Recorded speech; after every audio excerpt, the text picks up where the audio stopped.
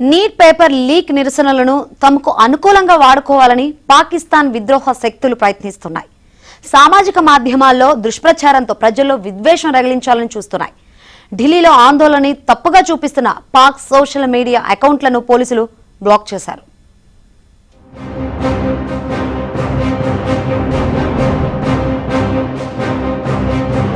హస్తినలో నిరసనలపై పాకిస్తాన్ కుట్రలను పోలీసులు భగ్నం చేశారు. ఢిల్లీలో అలజడి సృష్టించేందుకు యత్నిస్తున్న 400కు పైగా పాకిస్తాన్ సోషల్ మీడియా ఖాతాలను గుర్తించి బ్లాక్ చేశారు.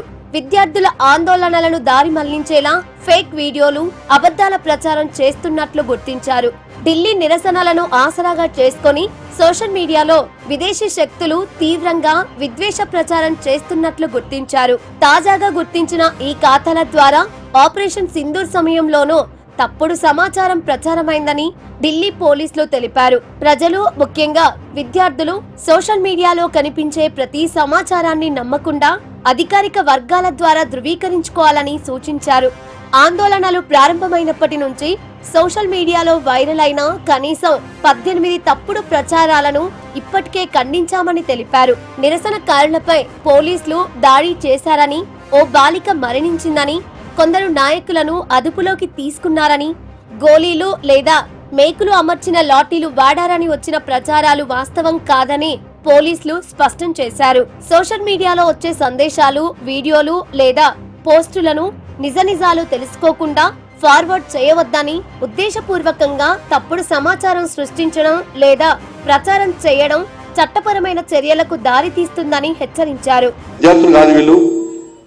సంఘ విద్రోషకులకు రమణని చెప్పి భావించి అక్కడక్కడ లాఠీచార్జ్ చేసేది తప్ప వేరే జరగలేదు. మీరు చూడండి, దీనికి అంతటి కారణము నిన్న ఢిల్లీ పోలీస్ 480 పాకిస్తాన్ కి సంబంధించినటువంటి సోషల్ మీడియా అకౌంట్స్ బ్లాక్ చేసింది. 480 అకౌంట్స్ బ్లాక్ చేసింది. ఆ రోజు అలజడికి, తప్పుడు ప్రచారాలకు, అవాస్తవాలను ప్రచారం చేయడానికి అది ప్రధాన కారణం. కేవలం గుర్తించిన 480 కేవలం పాకిస్తాన్ నుంచి, ఇతర దేశాలు కూడా ఇలా ఎంక్వైరీ చేస్తా ఉన్నారు. యూనిఫామ్ లో ఉన్న సైనిక, పోలీస్ సిబ్బంది ప్రభుత్వానికి వ్యతిరేకంగా రాజకీయ వ్యాఖ్యలు చేస్తున్నట్లు చిత్రీకరించిన పలు నకిలీ వీడియోలు ఇప్పటికే ఆన్లైన్ లో చక్కర్లు కొడుతున్నట్లు నిఘా వర్గాలు గుర్తించాయి. ప్రస్తుతం నెలకొన్న అస్థిర పరిస్థితిని తమకు అనుకూలంగా మార్చుకొని అల్లర్లను సృష్టించేందుకు సంఘ విద్రోహ శక్తులు ప్రయత్నిస్తున్నాయని ఇంటెలిజెన్స్ బ్యూరో తెలిపింది.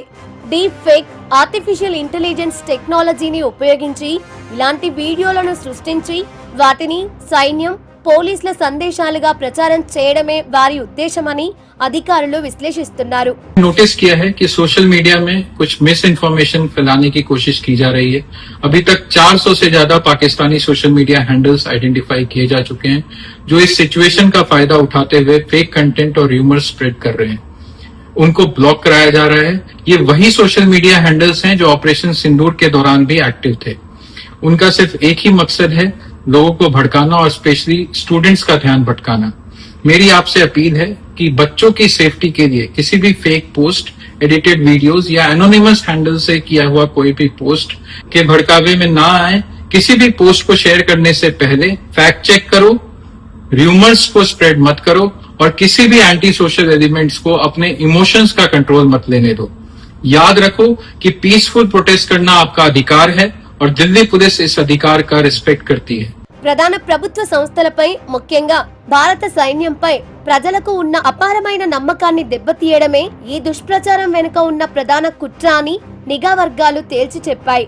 దేశ ప్రజలకు సైన్యంపై ఉన్న విశ్వాసం కారణంగానే విద్రోహ శక్తులు దానిని లక్ష్యంగా చేసుకున్నాయని హెచ్చరించాయి.